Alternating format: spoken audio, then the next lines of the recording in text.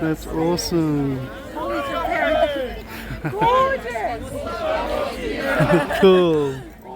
G'day adventurers, and welcome back to Camp Spot Reviews, where we dive into the best spots to stay for epic events. Today, we're talking about the Abbey Medieval Festival in Caboolture, Queensland. Now, we couldn't snag a spot at the nearby caravan park this year. It was booked out faster than a night, charging down the jousting lists. So, we've opted for a cosy Airbnb nearby. But don't worry, we'll still give you the lowdown on camping options for this incredible festival and why it's a must visit for history buffs, families, and anyone who loves a good medieval adventure. Let's step back in time to the Middle Ages and explore what makes this festival so special.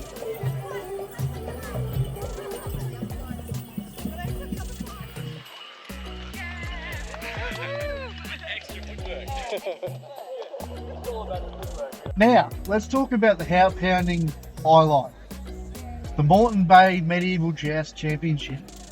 This is the oldest and longest running traditional jousting tournament in Australia, and it's a spectacle you won't forget. Picture armoured knights thundering down the lists on their chargers, lances aimed at their opponent's shield, with 2,500 spectators cheering from the grandstands. Each match consists of 3 passes, where knights score points by hitting the strike zone, the shoulder to waist area, with their lance. A touch earns 1 point, broken lance gets 2, and a shatter, when the lance splinters dramatically, scores 3 points. Knocking an opponent off their horse doesn't earn extra points at Abbey though, because safety comes first.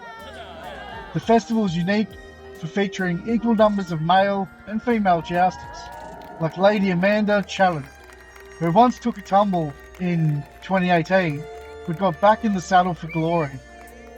These knights train all year, and some, like Sir Michael, a former rider of the Paris Republican Guard, have jousted worldwide. The horses, often chargers or destriers, are just as impressive. Wearing caparisons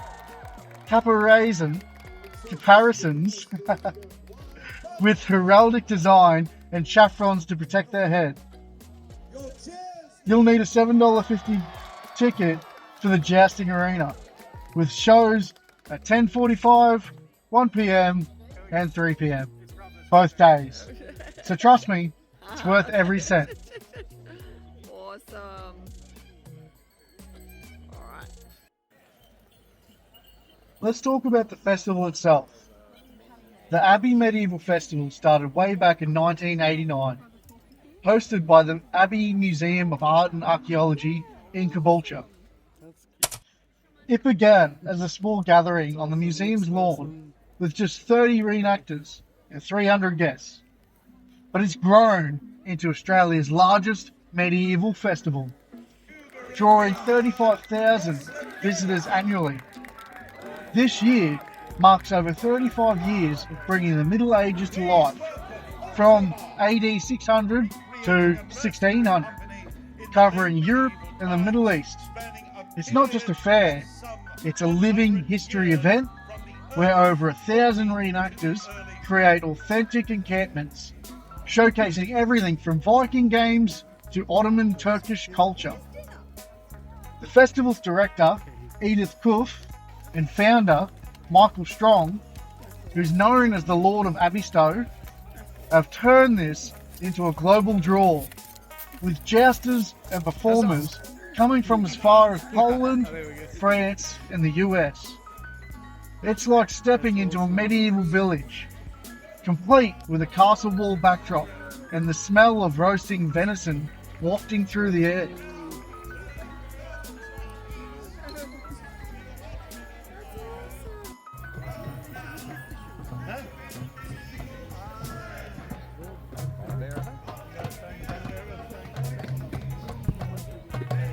Now, let's get to the camping situation. The Abbey Medieval Festival is held at Abbey Stone, a sprawling site at the Abbey Museum. And while there's no on-site camping, the nearby Sandstone Point Big Four holiday park at Bribie Island is super popular for festival goers. Unfortunately, like us, you might find them booked out months in advance. Medieval fans are quick to plan.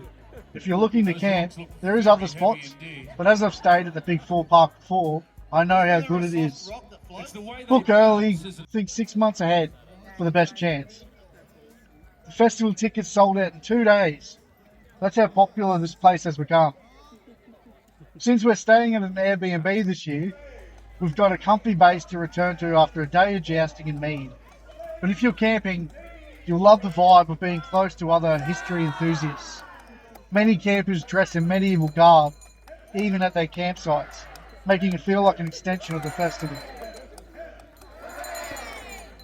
So, what's it like to dive into the Middle Ages at the Abbey Medieval Festival? Picture this. You're wandering through encampments where reenactors are cooking over open fires, crafting pottery on kick wheels, or weaving on inkle looms. These folks are passionate about authenticity, recreating daily life from hundreds and thousands of years ago. You'll see everyone from fierce Vikings to elegant ladies in flowing gowns, and even Ottoman Turks showcasing their culture with Turkish oil wrestling, a crowd favourite where wrestlers covered in oil battle it out in traditional leather kispit trousers. Medieval life wasn't just about fighting. You'll find musicians playing hurdy-gurdies, schwarms, and medieval bagpipes, filling the air with sounds straight out of a 15th century tavern. There are also workshops where you can try calligraphy, felt making, or even medieval dance, or dance. It's immersive, educational, and a blast for all ages. Kids can even ride camels or donkeys for a small fee. The festival's reenactors, part of groups like the Queensland Living History Federation, bring history to life, showing how people cooked, crafted, and lived centuries ago.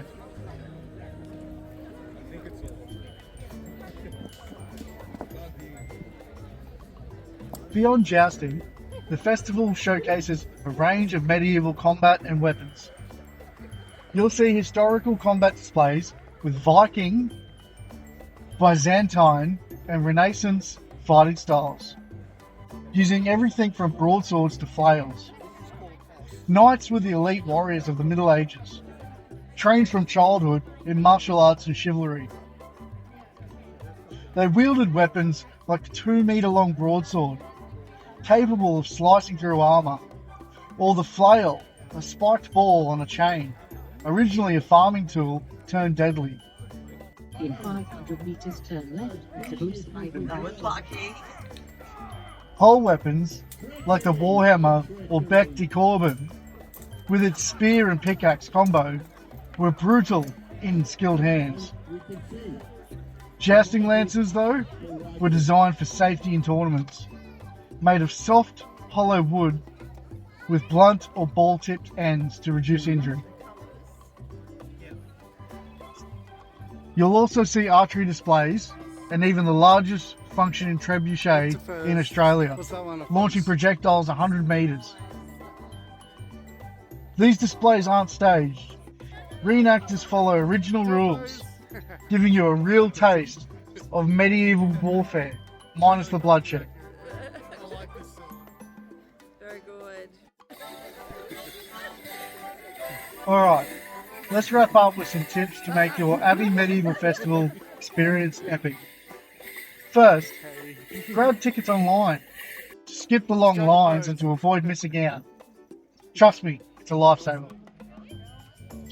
Dress up in medieval costume to feel part of the action.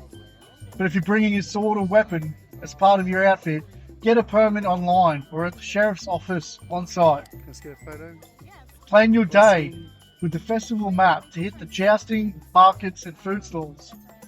Don't miss the meat on a stick, or a cold mead at the Stag Inn. For families, the kids' activities like archery and storytelling are a hit, and the Family Fun Day on July 2nd is a cheaper option at $29 for adults and $19 for kids. If you're into learning, check out the pageant wagon talks, or chat with the reenactors at the encampments.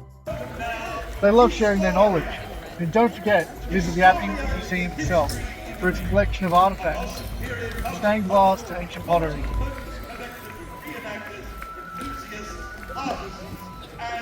So, there you have it, our guide to the Abbey Medieval Festival 2025, where you'll live and breathe the Middle Ages for a weekend. Whether you're camping at a nearby park, staying in an Airbnb like us, or just dreaming of knights and castles, this festival is a time machine, and you don't want to miss it. Let us know in the comments if you've been to the festival or if you're planning to go next year. What are you most excited for? The jousting? The Turkish oil wrestling? Or maybe just chowing down on some medieval grub? Until next time, keep adventuring, and we'll see you at the Abbey Stone.